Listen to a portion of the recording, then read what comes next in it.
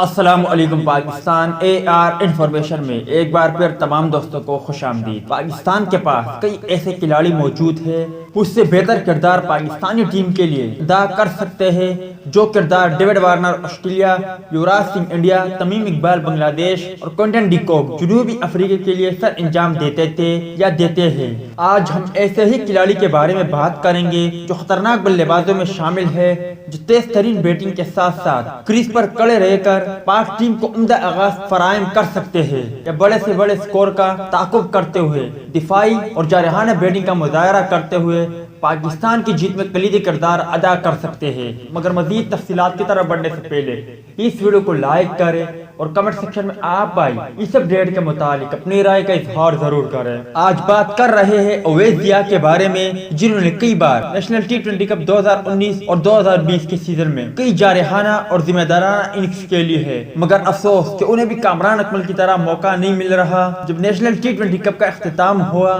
تو کافی لوگوں کو یقین تھا کہ زمبابوے کے خلاف اویس ضیاء کو بھی پاکستان اسکواڈ میں شامل کر لیا جائے گا، مگر نیشنل T20 کپ میں صرف ایک خوش نصیب کھلاڑی ایسا تھا، عبداللہ شفیق، جنہیں زمبابوے کے خلاف کو بھی اسکواڈ میں شامل کیا گیا، باقی دیگر تمام بیٹسمینوں اور بالر کو نظر انداز کر دیا گیا۔ نیشنل T20 کپ 2020 میں بھی اویس ضیاء نے 139 کے اسٹرائک ریٹ کے ساتھ بیٹنگ کرتے ہوئے 92 رنز ناٹ آؤٹ کے ساتھ 258 رنز بنائے، اور اس کے علاوہ ماضی میں بھی وہ کئی عمدہ اننگز کھیل چکے ہیں۔ اویس ضیاء کی اگر خاصیت کی بات کرے تو اس کی خاصیت یہی ہے کہ جب چکے کی ضرورت پڑے پٹاخ سے چکا لگا سکتا ہے، اور چوکے تو وہ ایسے لگاتے ہیں جیسے کہ بال نہیں فٹ بال ہو۔ مگر افسوس کہ دیگر کھلاڑیوں کی طرح اویس ضیاء بھی بار بار نظر انداز ہو رہے ہیں۔ امید کرتا ہوں دوستوں کہ آج کی ویڈیو بھی آپ کو پسند آئی ہوگی۔ ٹیک کیئر، بائے بائے، اللہ حافظ۔